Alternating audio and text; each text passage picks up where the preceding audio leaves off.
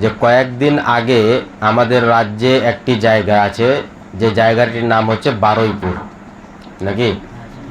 সেই বারুইপুরে একটি ঘটনা ঘটেছে যে 11 বছরের একজন নাবালিকা মেয়েকে প্রথমে তাকে কিডন্যাপ করা হয়েছে, তারপরে তাকে ধর্ষণ করা হয়েছে, তারপরে তাকে নির্মমভাবে হত্যা করা হয়েছে।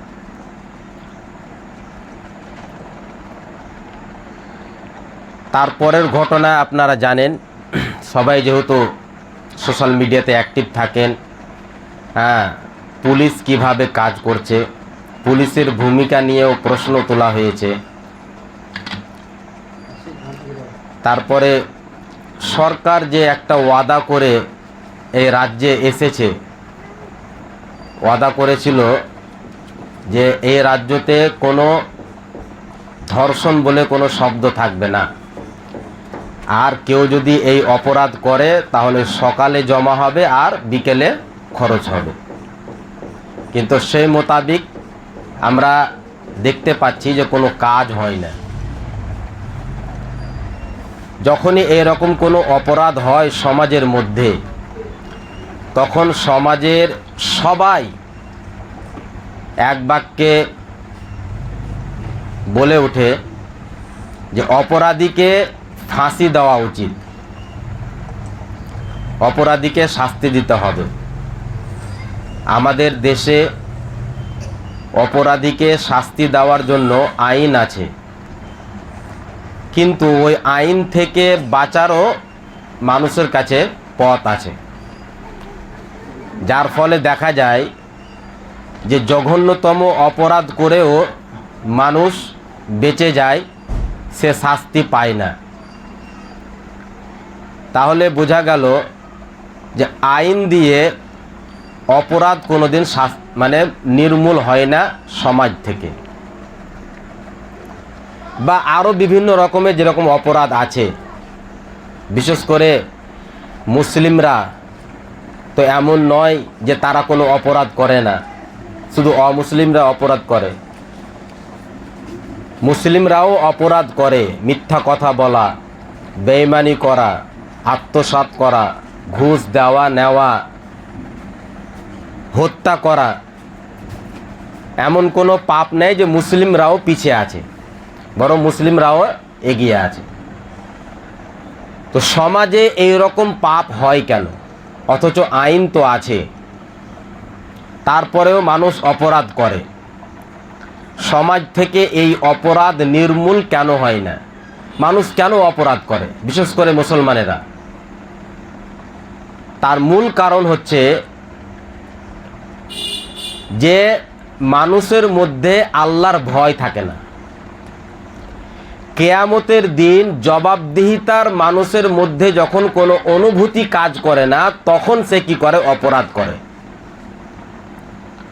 এই রকমের অপরাধ, এই বারুইপুরের ঘটনা বলেন, আরও যে রকমের অপরাধ বলেন সমাজে আমাদের সংগঠিত হয়, এই রকমের অপরাধ আইন দিয়ে নির্মূল করা যাবে না। এটা কি দিয়ে নির্মূল করতে হবে?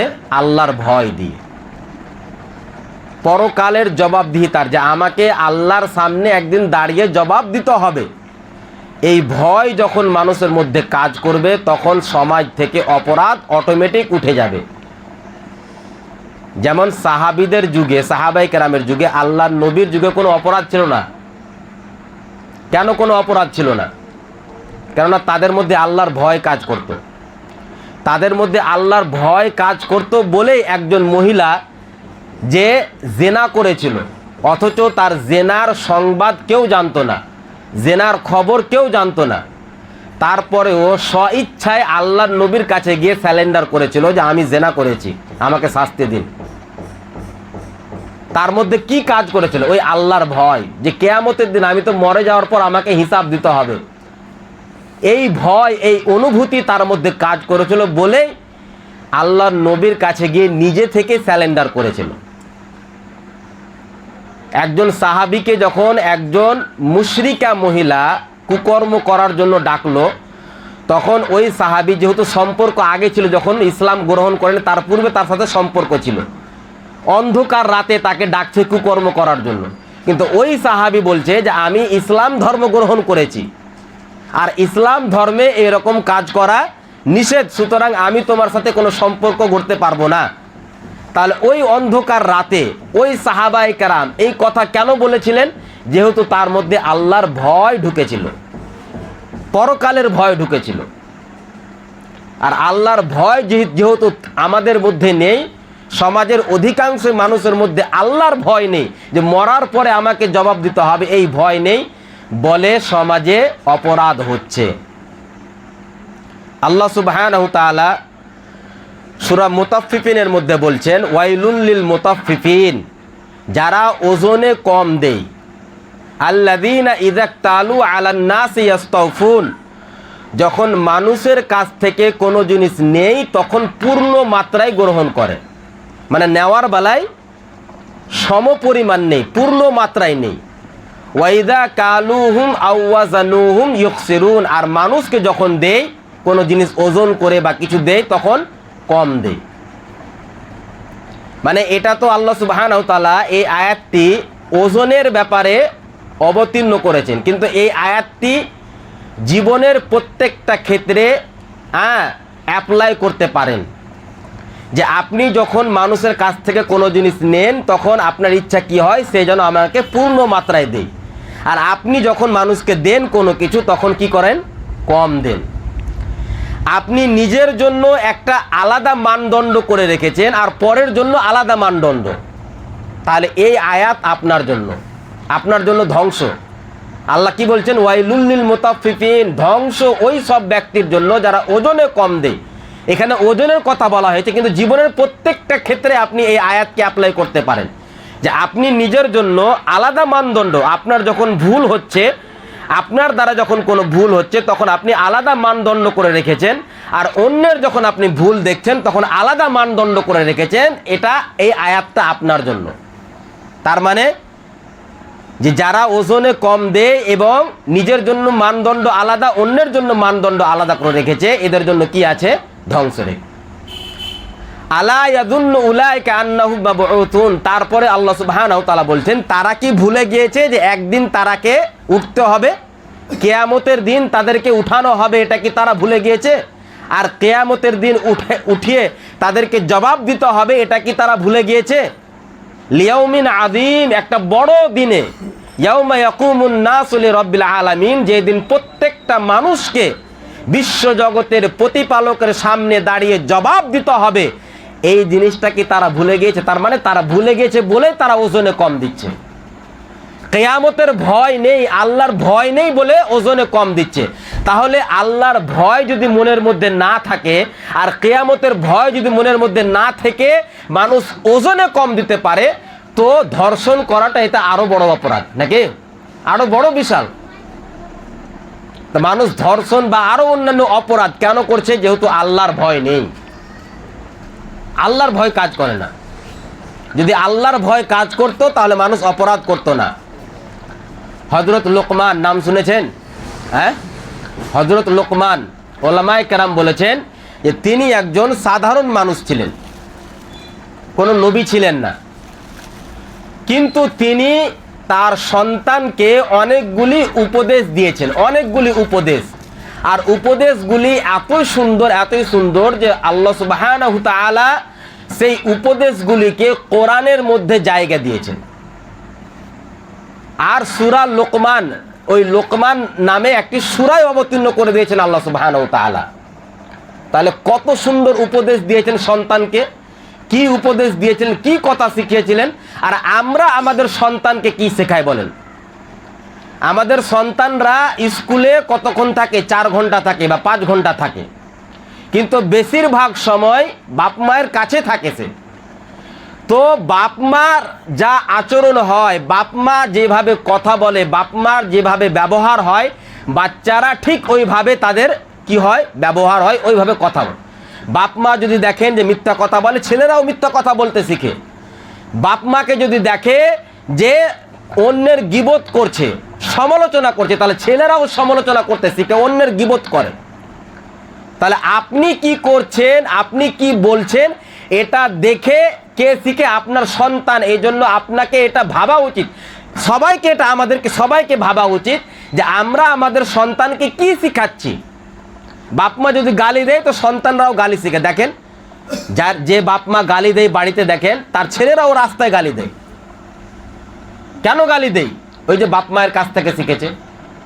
এই জন্য হযরত লোকমান যেভাবে নিজের সন্তানকে উপদেশ দিয়েছিলেন, ভালো শিক্ষা দিয়েছিলেন, নিজের সন্তানকে ভালো শিক্ষা দেওয়ার চেষ্টা করুন, যেমন লোকমান শিক্ষা দিয়েছিলেন। তো হযরত লোকমান অনেকগুলি উপদেশ করেছিলেন, তার মধ্যে একটি উপদেশ ছিল ইয়া বুনাইয়া ইন্নাহা ইন তাকু মিসকালা হাববাতিন মিন খারদালিন, হে আমার বৎস, হে আমার ছেলে, তুমি পাপ অথবা পুণ্য, ভালো অথবা মন্দ, পাপ অথবা পুণ্য সরিষার দানা সমপরিমাণ যদি করো, ফাতাকুন ফি সখরাতিন, আর ওই পাপ অথবা নেকিটা সরিষার দানা সমপরিমাণ যদি পাথরের মধ্যে থাকে, আউফিস সামাওয়াতি বা আকাশের মধ্যে থাকে, আউফিল আরজি বা জমিনের মধ্যে থাকে, ইয়াতি বিহাল্লাহ, তাহলে আল্লাহ এতটাই ক্ষমতাবান, আল্লাহ এতটাই পাওয়ারফুল যে ওই সরিষার দানা সমপরিমাণ পাপ অথবা পুণ্যটাকে কিয়ামতের দিন তোমার সামনে উপস্থিত করবেন। তুমি মনে করিও না যে অন্ধকারে তুমি পাপ করলে, অপরাধ করলে কেউ জানতে পারলো না, কেউ দেখতে পেলো না, এটা মনে করিও না যে আমাকে আর শাস্তি হবে না। কিয়ামতের দিন তুমি দুনিয়াতে ধর্ষণ করে বেঁচে যেতে পারো, টাকার বলে হোক, পাওয়ারের বলে হোক, ক্ষমতার বলে হোক, তুমি ধর্ষণ করে আরো বড় বড় অপরাধ করে দুনিয়ার নজর থেকে, দুনিয়ার শাস্তি থেকে বেঁচে যেতে পারো, কিন্তু কিয়ামতের দিন তোমাকে এর ফল ভোগ করতেই হবে। কেননা আল্লাহ সুবহানাহু ওয়া তাআলা প্রত্যেকটা মানুষের সরিষার দানা সম পরিমাণ যদি পাপ হয় অথবা নেকি হয়, কিয়ামতের দিন আল্লাহ সুবহানাহু ওয়া তাআলা তার সামনে কি করবেন? উপস্থিত করবেন। এই উপদেশ দিয়েছেন কাকে? লোকমান তার নিজের সন্তানকে। মানে লোকমান নিজের সন্তানের ভেতরে আল্লাহর ভয় ঢুকাচ্ছে যে আল্লাহকে ভয় করো, আল্লাহর সামনে তোমাকে জবাব দিতে হবে কিয়ামতের দিন। তো আমরা যদি মানুষকে আল্লাহর ভয় দেখাই, মানে আল্লাহর ভয় যদি মানুষের মধ্যে ঢুকিয়ে দিই, আর কিয়ামতের যদি ভয় মানুষের মধ্যে থাকে, তাহলে সমাজে কোনো অপরাধ হবে না, কোনো অপরাধ হবে না। এই জন্য আল্লাহর ভয় ঢুকাতে হবে। তাহলে আমরা বুঝতে পারলাম কি, যে মানুষ অপরাধ কেন করে? আল্লাহর ভয় না থাকার কারণে, পরকালের জবাবদিহিতার ভয় না থাকার কারণে। তাহলে আল্লাহর ভয় এটা হচ্ছে কি মূল। তাহলে আল্লাহর ভয় আমাদের মধ্যে আসবে কি করে? এমন কি কাজ করলে, এমন কি আমল করলে আমাদের মধ্যে আল্লাহর ভয় ঢুকবে? এই বিষয়ে 3টা পয়েন্ট আমি আপনাদের সামনে উপস্থাপন করে আমি আমার বক্তব্য ইতি টানব ইনশাআল্লাহ। প্রথম হচ্ছে যে আমলটা করলে আমাদের মধ্যে আল্লাহর ভয় ঢুকবে, সেই আমলটা হচ্ছে কি, যে মৃত্যুকে বেশি বেশি স্মরণ করা। যখনই একজন মানুষ মৃত্যুকে বেশি বেশি স্মরণ করবে যে আমি তো মরে যেতে পারি, কালকে মরে যেতে পারি, আর মরার পরে আমাকে হিসাব দিতে হবে, এই অনুভূতি যখন মানুষের মধ্যে কাজ করবে, এই ফিলিংস যখন মানুষের মধ্যে কাজ করবে, তার মধ্যে আল্লাহর ভয় ঢুকবে। আর মৃত্যু এমন একটা বিষয় যে এই মৃত্যুর কোনো চিকিৎসা নেই। চিকিৎসা আছে, দুনিয়ার যত রোগ আছে সব রোগের চিকিৎসা আছে, কিন্তু মৃত্যু এমন একটা বিষয় যেই বিষয়ের কোনো যেই মানে রোগের কোনো চিকিৎসা নেই। মৃত্যু এমন একটা রোগ, আর প্রত্যেকটা মানুষকে মৃত্যুবরণ করতেই হবে। মৃত্যুবরণ করতে হবে, মৃত্যু থেকে কেউ পালাতে পারবে না। মৃত্যুর যে জ্বালা, মৃত্যুর যে কষ্ট, মৃত্যুর যে যন্ত্রণা, এটা প্রত্যেকটা মানুষকে কি করতে হবে? আস্বাদন করতে হবে। আল্লাহ সুবহানাহু ওয়া তাআলা পবিত্র কোরআনে বলছেন, ওয়াজাআত সাকরাতুল মাউতি বিল হক যালিকা মা কুনতা মিনহু তাহিদ, যে মৃত্যুর স্বাদ, মৃত্যুর জল্পনা, মৃত্যুর যে জল্পনা আছে, মৃত্যুর যে কষ্ট আছে, এই কষ্ট প্রত্যেকটা মানুষকে কি করতে হবে? আস্বাদন করতে হবে। তোমাদের সবাইকে আস্বাদন করতে হবে, যদিও তোমরা এই মৃত্যু থেকে পলায়ন করার চেষ্টা করো। যেখানে পালিয়ে যাক মানুষ, মৃত্যু থেকে বাঁচতে পারবে না। তো একজন মানুষ যখন মৃত্যুকে বেশি বেশি স্মরণ করবে, তার মধ্যে আল্লাহর ভয় ঢুকবে। আর যারা মৃত্যুকে বেশি বেশি স্মরণ করে তাদেরকে বুদ্ধিমান বলা হয়েছে। আমাদের সমাজে বুদ্ধিমান কাকে মনে করি আমরা? বুদ্ধিমান তো তাকেই মনে করি যে 10 টাকা খরচ করে ওই টাকাকে 100 টাকা করতে পারবে, সে হচ্ছে কি বুদ্ধিমান। যে লাখ লাখ টাকা ইনকাম করছে, বেইমানি করে ইনকাম করছে, হ্যাঁ, বাড়ি গাড়ি কত কি করে নিয়েছে, তাকে মানুষ বুদ্ধিমান মনে করে, যে দেখো মানুষটা কত বুদ্ধিমান, কত বুদ্ধি আছে, কত টাকা ইনকাম করছে। তো দুনিয়ার নজরে, দুনিয়ার মানুষের নজরে সে বুদ্ধিমান হতে পারে, কিন্তু আল্লাহর নজরে সে বুদ্ধিমান নয়। রাসূল সাল্লাল্লাহু আলাইহি সাল্লামের নজরে বুদ্ধিমান নয়। বুদ্ধিমান কাকে বলা হয়েছে? রাসূল সাল্লাল্লাহু আলাইহি ওয়াসাল্লামকে জিজ্ঞাসা করা হলো, আইয়ুল মুমিনিন আকমাল, আল্লাহ নবী পরিপূর্ণ মুমিনকে, একদম পরিপূর্ণ মুমিন। তখন আল্লাহ রাসূল বলছেন, আহসানুহুম খুলুকান, তোমাদের মধ্যে যার চরিত্র ভালো, যার ব্যবহার ভালো, যার আখলাক ভালো, যার আচরণ ভালো, সেই হচ্ছে সবচেয়ে কি পূর্ণ মুমিন। তার মানে আপনি যদি সলাত আদায় করেন, আপনি যদি হজ আদায় করেন, আপনি যদি যাকাত দেন, আপনি যদি রমজান মাসের সিয়াম পালন করেন, আপনি যদি তাহাজ্জুদও পড়েন, আর আপনার ব্যবহার যদি ভালো না হয়, আপনার কথার দ্বারাতে যদি আপনার পাড়া প্রতিবেশী আঘাত পায়, আপনি আপনার পাড়া প্রতিবেশীর সাথে ব্যবহার ভালো করেন না, আচরণ ভালো করেন না, তার মানে আপনি পরিপূর্ণ মুমিন নন। যদি আপনি নামাজ পড়েন, পরিপূর্ণ মুমিন যদি হতে চান, তাহলে সালাত আদায় করার সাথে সাথে হজ রোজা যাকাত সব কিছু আদায় করার সাথে সাথে আপনাকে আপনার ব্যবহারটাও ভালো করতে হবে। আপনার ব্যবহার যেন নম্র হয়, আপনার কথাবার্তা যেন নম্র হয়, আপনার কথাবার্তা যেন কর্কশ না হয়। যদি আপনার ব্যবহার ভালো না হয়, তাহলে আপনি কিন্তু পরিপূর্ণ মুমিন নন। আর মানুষের আখলাক, মানুষের ব্যবহার, এটা এমন একটা নেকি যে রাসূল সাল্লাল্লাহু আলাইহি সাল্লাম বলেছেন, কিয়ামতের দিন যে মানুষের নেকি ওজন করা হবে, এই যে নামাজ রোজা হজ যাকাত সব কিছু ওজন করা হবে, তো ওই নেকিগুলোর মধ্যে সবচেয়ে যেটা ভারী জিনিস হবে সেটা হচ্ছে কি মানুষের ব্যবহার, মানুষের আচরণ, মানুষের আখলাক। এই জন্য নিজের ব্যবহারকে ঠিক করতে হবে। তো আল্লাহ নবীকে যখন জিজ্ঞাসা করা হলো পরিপূর্ণ মুমিনকে, তখন আল্লাহ নবী বললেন, আহসানুহুম খুলুকান, তোমাদের মধ্যে যে সব থেকে যার ব্যবহার ভালো, সেই হচ্ছে পরিপূর্ণ মুমিন। তারপর আল্লাহ নবীকে জিজ্ঞাসা করা হলো, আইয়ুল মুমিনিন আকিয়া, সবচেয়ে চালাক মানুষকে, সবচেয়ে চালাক, এখানে আকিয়া শব্দটি ব্যবহার করা হয়েছে, মানে কম্পারেটিভ ডিগ্রি ব্যবহার করা হয়েছে, তুলনা করা হয়েছে সবচেয়ে চালাককে। তো আল্লাহ নবীকে জিজ্ঞাসা করা হলো সবচেয়ে চালাক, সবচেয়ে বুদ্ধিমানকে। তখন আল্লাহ নবী বললেন যে আকসারুহুম যিকরান লিল মউত, যে ব্যক্তি সবচেয়ে বেশি মৃত্যুকে স্মরণ করে, যা কাজ করে মৃত্যুকে স্মরণ করে করে, যে আমি 1 ঘন্টা পরে মরে যেতে পারি, আমি হয়তো কালকে মরে যেতে পারি। তো মৃত্যুকে যে ব্যক্তি বেশি বেশি স্মরণ করে, সে হচ্ছে সবচেয়ে বুদ্ধিমান, সে হচ্ছে সবচেয়ে বেশি চালাক। রাসূল সাল্লাল্লাহু আলাইহি ওয়াসাল্লাম একবার বসেছিলেন কোথায়, একজন মানে মাটি দিতে গেছেন আল্লাহ নবী, আর ওখানে বসেছিলেন। তো হঠাৎ করে আল্লাহ নবী কাঁদতে লাগলেন। মাটি দিতে গেছিলেন, কোনো মুসলমান মারা গিয়েছিল, কোনো সাহাবী। তো ওখানে আল্লাহ নবী কাঁদতে লাগলেন, এত জোরে জোরে কাঁদলেন যে আল্লাহ নবীর দাড়ি ভিজে কি পানি পড়তে লাগলো। তখন সাহাবায়ে কেরাম জিজ্ঞাসা করলেন, আল্লাহ নবী তখন বললেন, ইয়া ইখওয়ানি লিমিথলি হাযা ফাইদ্দু, ও আমার ভাইয়েরা শুনে রাখো, এই দিনের জন্য অর্থাৎ মৃত্যুর জন্য তোমরা প্রস্তুত হও, মৃত্যুর জন্য তোমরা তৈরি হও, মৃত্যুর জন্য তোমরা রেডি হও, এই কবরের জন্য তোমরা রেডি হও। কেন? এই কবরটা হচ্ছে অত্যন্ত ভয়াবহ একটি জায়গা। আল্লাহ নবীকে যে মেরাজে অনেকগুলি জিনিস দেখানো হয়েছিল, জাহান্নাম দেখানো হয়েছিল, আরও কত কিছু অলৌকিক আর অদৃশ্য জিনিস দেখানো হয়েছিল। তার মধ্যে আল্লাহ নবী বলছেন সবচেয়ে ভয়াবহ যেটা আমি দৃশ্য দেখেছিলাম সেটা হচ্ছে কি কবর। কবরটা হচ্ছে ভয়াবহ একটা জায়গা। এই জন্য তোমরা এই কবরের জন্য, মৃত্যুর জন্য তোমরা রেডি হও। তো একজন মানুষ যদি মৃত্যুকে বেশি বেশি স্মরণ করে, তাহলে তার মধ্যে কি ঢুকবে? আল্লাহর ভয় ঢুকবে। আর আল্লাহর ভয় যখন তার মধ্যে ঢুকবে, আল্লাহর ভয় যখন তার মধ্যে কাজ করবে, সে কিন্তু কোনো অপরাধ করতে পারবে না। অপরাধ থেকে সে বিরত থাকবে যদি আল্লাহর ভয় তার মধ্যে থাকে। তাহলে 1 নম্বর পয়েন্টস কি বললাম? যে মৃত্যুকে বেশি বেশি স্মরণ করা। 2 নম্বর হচ্ছে যে কেয়ামতের যে ভয়াবহতা, যে একদিন কেয়ামত হবে, এই কেয়ামতের ভয়াবহতা সম্পর্কে যদি তার মধ্যে ধারণা থাকে, তাহলে অবশ্যই তার মধ্যে আল্লাহর ভয় ঢুকবে। নাকি দুনিয়ার দেখেন সামান্য ভয়াবহতা, যখন কোনো হয়তো বন্যা চলে আসে বা হয়তো ভূমিকম্প হয়, তখন মানুষ ভয় হয় না? কত ভয় ঢুকে যায় মানুষের মধ্যে, হ্যাঁ, ভয় কম্পিত হয়ে যায়।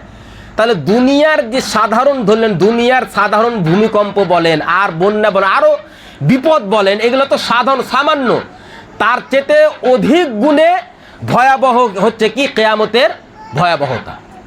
কিয়ামতের ভয়াবহতা, কিয়ামতের ভয়াবহতা সম্পর্কে আল্লাহ সুবহানাহু ওয়া তাআলা বলছেন যে ইয়া আইয়ুহান নাস তাকু রাব্বাকুম, হে মানুষ জাতি তোমরা আল্লাহকে ভয় করো, তোমার রবকে ভয় করো।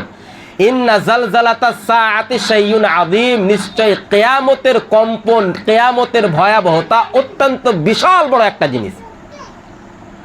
আর কিয়ামত কেমন, কত বড়, কত ভয়াবহ আল্লাহ তারপরে আয়াতে বিশ্লেষণ করছেন যে ইয়াউমা তারাউনাহা তাযহালু কুল্লু মুরদিআতিন আম্মা আরদাআত ওয়া তাদাউ কুল্লু যাতি হামলিন হামলাহা ওয়া তারান নাসা সুকারা, যে কিয়ামতের দিন, যেদিন কিয়ামত সংগঠিত হবে, ওদিন তুমি দেখবে যে দুগ্ধ পানকারিণী মহিলা তার শিশুকে দুগ্ধ পান করা থেকে বিরত থাকবে, মানে দুধ পান করাবে না, দুধ পান করাতে ভুলে যাবে।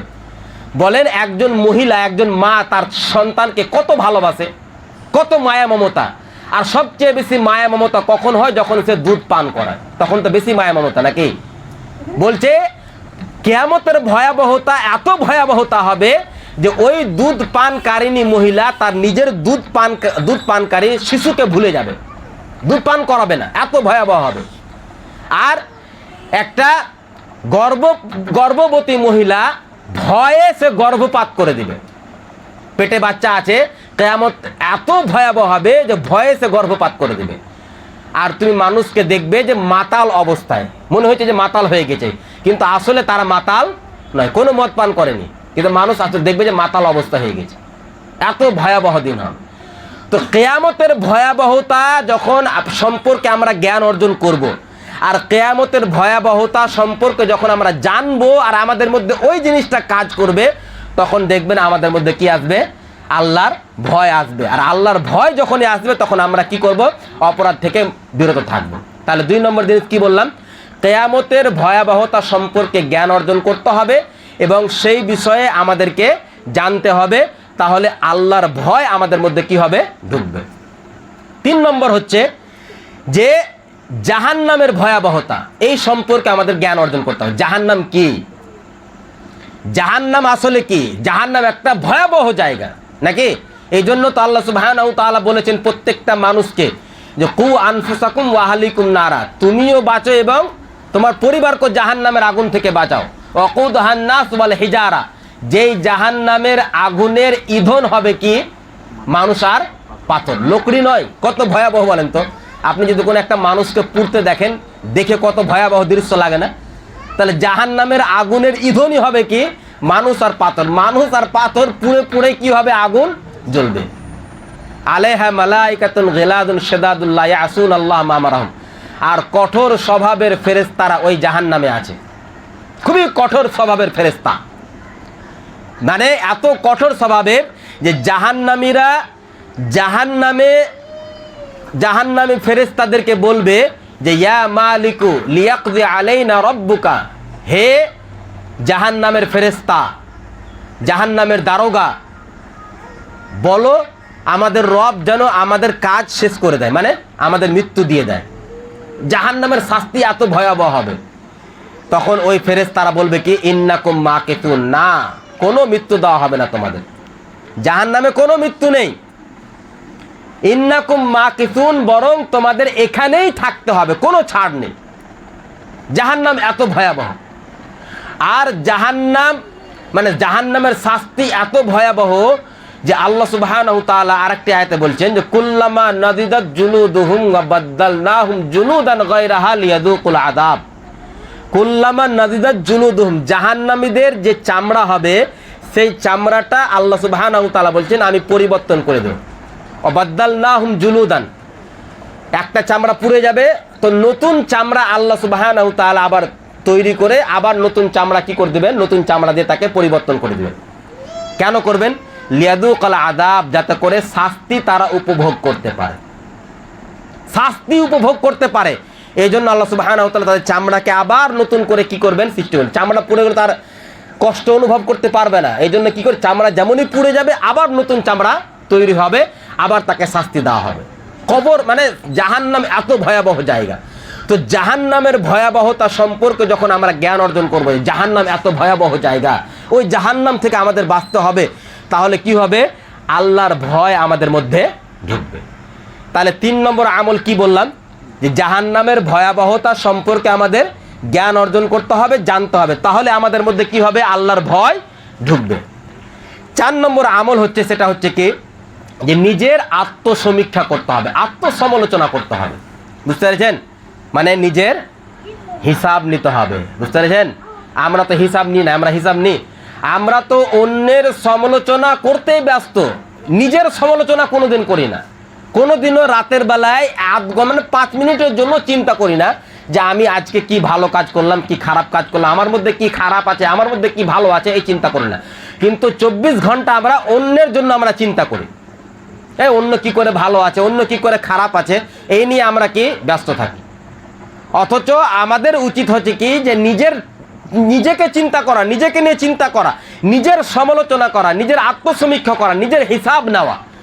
আপনি যদি আপনার হিসাব না নেন, আত্মসমালোচনা না করেন, আত্মসমীক্ষা না করেন, তাহলে আপনার যে নাফস আছে, আপনার যে নাফস, আপনার যে পার্টনার, আপনার যে আত্মাটা, ওই আত্মা আপনাকে ধোঁকা দিবে, ওই আত্মা আপনাকে বেঈমানি করবে, আপনার সাথে বেঈমানি করবে, আর বেঈমানি করে আপনাকে কোথায় নিয়ে যাবে? জাহান্নামে নিয়ে যাবে। এই জন্য ইমাম সুফিয়ান সওরি, বিখ্যাত ইমাম, নাম শুনেছেন আপনারা, হ্যাঁ, বিখ্যাত ইমাম, প্রসিদ্ধ ইমাম, বিশাল বড় ইমাম, ইমাম সুফিয়ান সওরি রাহমাতুল্লাহ আলাইহি বলছেন কি, যে আন নাফসু কাশারিকিল খাওয়ান, একজন মানুষের যে নাফস আছে, আত্মা, সেই নাফস কার মতো হয়? বেঈমান পার্টনারের মতো হয়। শারিক মানে পার্টনার, আর খাওয়ান মানে কি? বেঈমান। বেঈমান পার্টনারের মতো হয়। মানে ধরেন আপনি কারোর সাথে বিজনেস করছেন, পার্টনারে বিজনেস করছেন, আর বিজনেস করতে গিয়ে আপনি জানতে পারলেন যে আপনার পার্টনার কি করছে? তলে তলে টাকা চুরি করছে, মানে আপনার সাথে বেঈমানি করছে। তাহলে আপনি কি করবেন? আপনি চুপচাপ বসে থাকবেন না, আপনি কিন্তু প্রত্যেক দিন তার কাছে রাতের বেলায় গিয়ে হিসাব নেবেন, যে আজকে কয় টাকা বিক্রি করেছো বলো, কয় টাকা লস হলো, কয় টাকা লাভ হলো বলো। আপনি কিন্তু প্রত্যেক দিন হিসাব করবেন। আর যদি হিসাব না করেন, আপনি জানতেই পারছেন যে আমি যদি তার হিসাব না করি, তাহলে সে বেঈমানি করে করে কি করবে? একদিন ব্যবসাটাকেই ধ্বংস করে দেবে, শেষ করে দেবে। তো ঠিক ওই বেঈমান পার্টনারের মতো হচ্ছে আপনার নাফস। আপনি যদি আপনার নাফসের হিসাব নেন, যেটাকে মুহাসাবায়ে নাফস বলা হয় আরবিতে, মানে নিজের নাফসের হিসাব নেওয়া, নিজের সমালোচনা করা, নিজের আত্মসমীক্ষা করা, তাহলে এই নাফস আপনার সাথে বেঈমানি করে আপনাকে ধোঁকা দিয়ে কোথায় নিয়ে যাবে? জাহান্নামে নিয়ে যাবে। এই জন্য নিজের সমালোচনা করুন। যখন আত্মসমালোচনা করবেন, নিজেকে নিয়ে চিন্তা করবেন যে আজকে আমি কতটা নেকির কাজ করলাম, আজকে আমি কতটা ভুল কাজ করলাম। যখন আপনি সমালোচনা করবেন, আর ভালো কাজের জন্য প্রশংসা করবেন, আলহামদুলিল্লাহ পড়বেন, আর পাপ কাজের জন্য কি করবেন? আল্লাহর কাছে ক্ষমা চাইবেন, দেখবেন আপনার মধ্যে আল্লাহর ভয় ঢুকবে।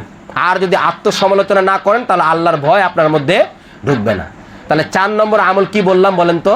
আত্মসমালোচনা করা। তো এই আমলগুলি যদি আমরা করি, তাহলে আমাদের মধ্যে কি হবে? আল্লাহর ভয় ঢুকবে।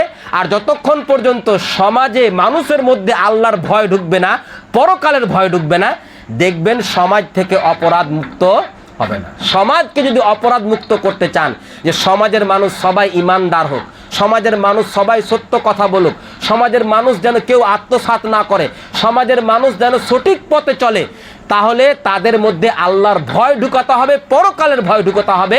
যেমন রাসূল সাল্লাল্লাহু আলাইহি সাল্লাম সাহাবায়ে কেরামের মধ্যে পরকালের ভয় ঢুকিয়েছিলেন, আল্লাহর ভয় ঢুকিয়েছিলেন, যার ফলে সাহাবায়ে কেরাম রাসূল সাল্লাল্লাহু আলাইহি সাল্লামের যুগে সাহাবায়ে কেরাম অপরাধ মুক্ত যুগে একটা বসবাস করেছিলেন। তারা অপরাধ মুক্ত যুগ, অপরাধ মুক্ত সমাজ। তো আমরাও যদি সমাজকে অপরাধ মুক্ত করতে চাই, তাহলে মানুষের মধ্যে আল্লাহর ভয় ঢুকাতে হবে। আল্লাহর কাছে দোয়া করি, আল্লাহ তুমি আমাদের সকলকে তোমাকে ভয় করার সর্ব অবস্থায়, নির্জনে আর পাবলিক প্লেসে আর প্রকাশ্যে অপ্রকাশ্যে সব জায়গায় তোমাকে ভয় করার তৌফিক দান করো। সকলে বলুন আমিন। ওয়া আখিরু দাওয়ানা আলহামদুলিল্লাহি রাব্বিল আলামিন।